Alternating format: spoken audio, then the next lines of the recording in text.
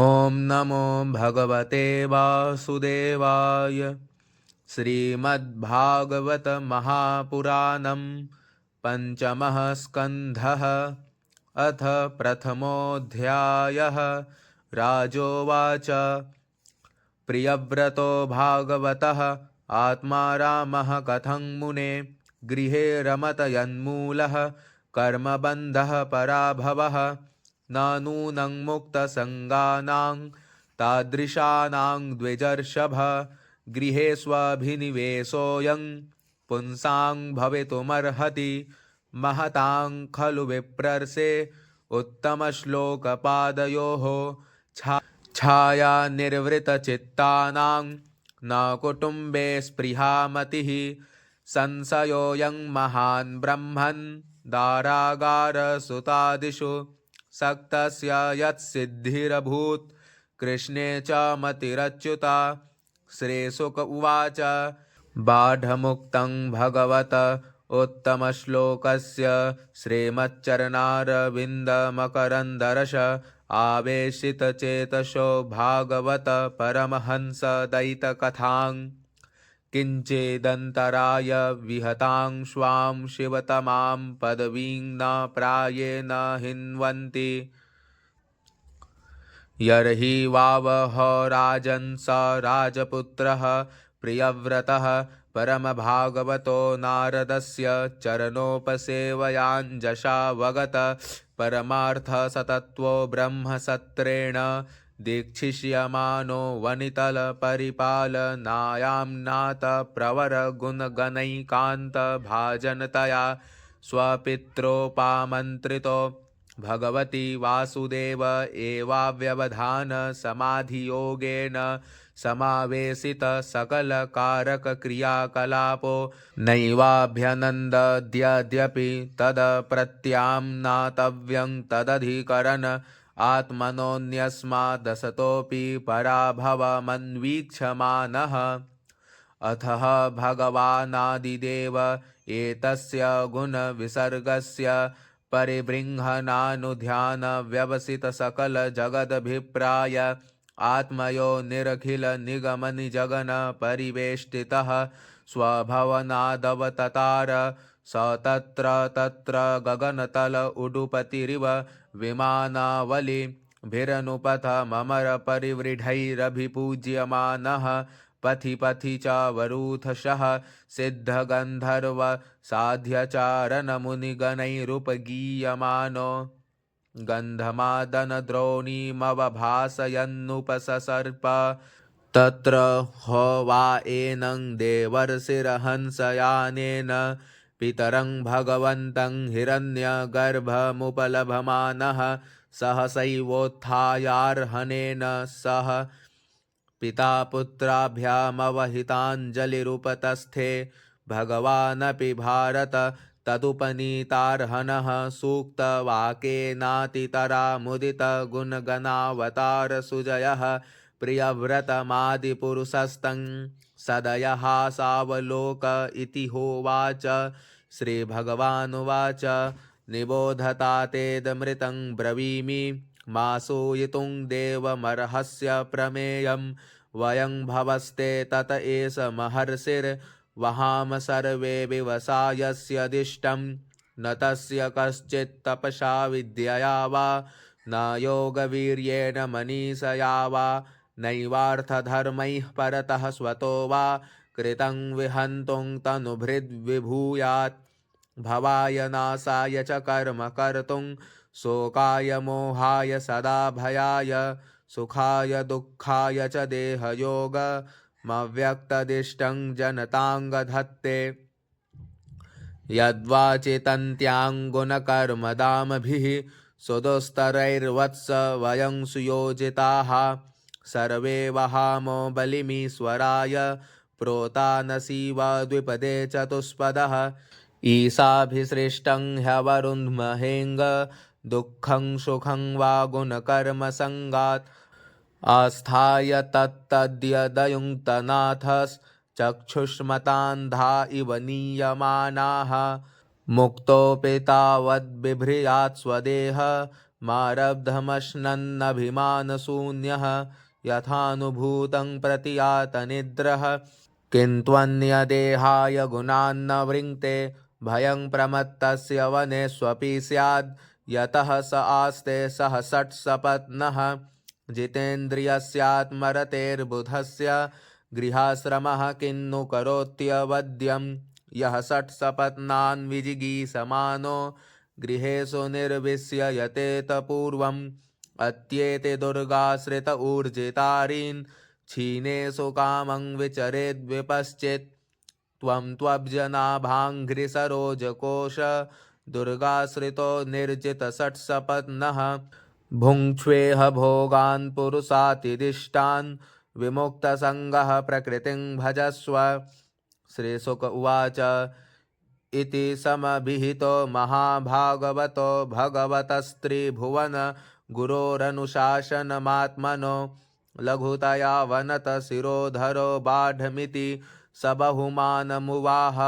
भगवानपि मनुना यथावदुपकल्पितापचितिः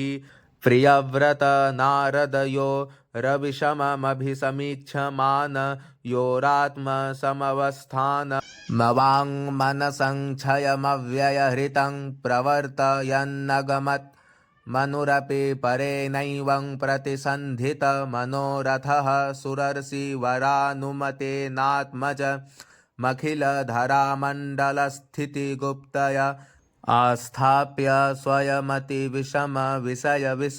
जलाशयासाय उपरराम इति हवाव स जगतीपतिरीश्वरेच्छयाधिनिवेशित कर्माधिकारोऽखिलजगद्बन्धध्वंसन परानुभावस्य भगवत आदिपुरुषस्याङ्घ्रियुगलानवरत ध्यानानुभावेन परिरन्धित कषायाशयो वदातोऽपि मानवर्धनो महतां महीतलमनुशशास अथ च दुहितरं प्रजापतेर्विश्वकर्मण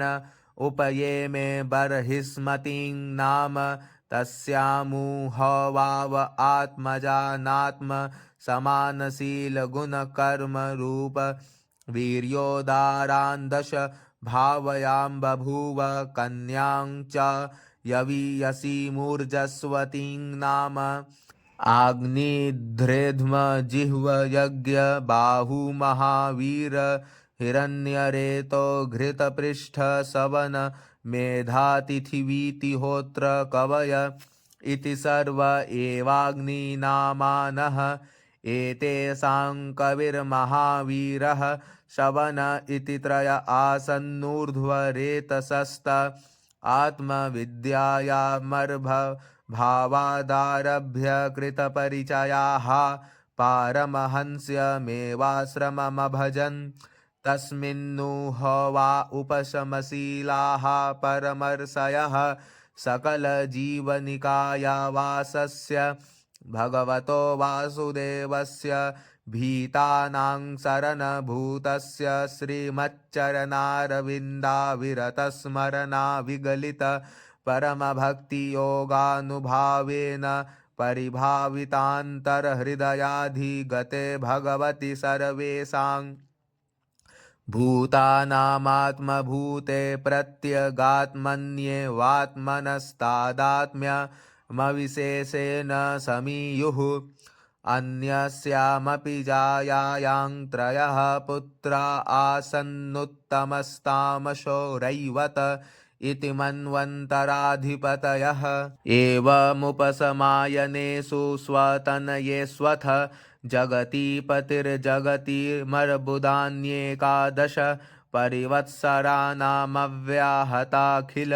पुरुषकारसारसंभृतदौर्दण्डयुगलापीडितमौर्वी गुणस्तनितविरमितधर्मप्रतिपक्षो बर्हिस्मत्याश्चानुदिनमेधमान प्रमोद प्रसरन यौसिन्यव्रीडा प्रमुसितहासावलोकरुचिरक्ष्वेल्यादिभिः पराभूयमान विवेक इवानवबुध्यमान इव महामना बुभुजे यावदवभासयते सुरगिरिमनुपरिक्रामन् भगवानादित्यो वसुधातलमर्धेनैव प्रतपत्यर्धेनावच्छादयति तदा हि भगवदुपासनोपचिताति पुरुष प्रभावस्तदनभिनन्दन् सम जवेन रथेन ज्योतिर्मयेन रजनीमपि दिनं करिष्यामीति सप्तकृत्वस्तरनिमनुपर्यक्रामद्वितीय इव पतङ्गः ये वा ऊह तद्रथचरणनेमिकृतपरिखातास्ते सप्त सिन्धव आसन् यत एव कृताः सप्त भुवोद्वीपाः जम्बूप्लक्षशाल्मलीकुशक्रौञ्च शाकपुष्करसंज्ञास्तेषां परिमाणं पूर्वस्मादुत्तर उत्तरो यथासङ्ख्यं द्विगुणमानेन बहिः समन्तत उपक्लिप्ताः क्षारोदेक्षुरसोद सुरोद घृतोद क्षीरोद दधिमण्डोद शुद्धोदाः सप्त जलधयः सप्त द्वीपपरिखा इवाभ्यन्तरद्वीपसमाना एकैकस्येन यथानुपूर्वं सप्तस्वपि बहिर्द्वीपेषु पृथक् परित उपकल्पितास्तेषु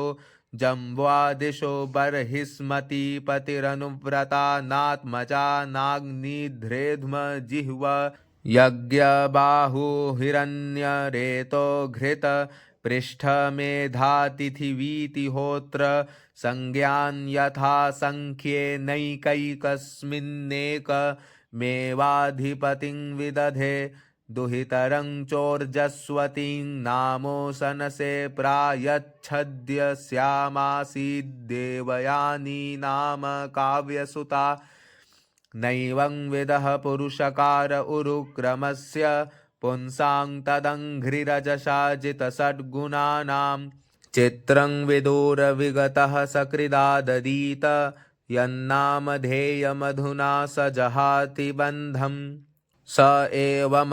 परिमितबलपराक्रम एकदा तु देवर्षि चरणानुशयनानुपतितगुणविसर्ग संसर्गेनानिर्वृतमिवात्मानं मन्यमान आत्मनिर्वेद इदमाह अहो असाध्वनुष्ठितं यद भिनिवेशितोऽहमिन्द्रियैरविद्यारचित विषम विषयान्धकूपे तदलमलममुष्यावनिताया विनोदमृगं मां धिगिति गर्हयाञ्चकार परदेवता प्रसादाधिगतात्मा प्रत्यवमर्शेनानुप्रवृत्तेभ्यः पुत्रेभ्य इमां यथादायं विभज्य भुक्तभोगां च महिषीं मृतकमिव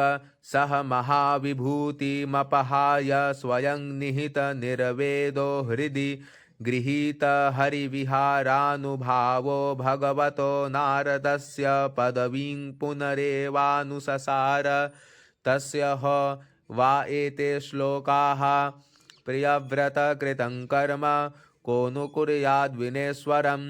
यो नेमिनिम्नैरकरोच्छायाङ्घ्नन् सप्तवारिधीन् भूसंस्थानं कृतं येन सरिद्गिरिवनादिभिः सीमा च भूतनिर्वृत्त्यै द्वीपे द्वीपे विभागशः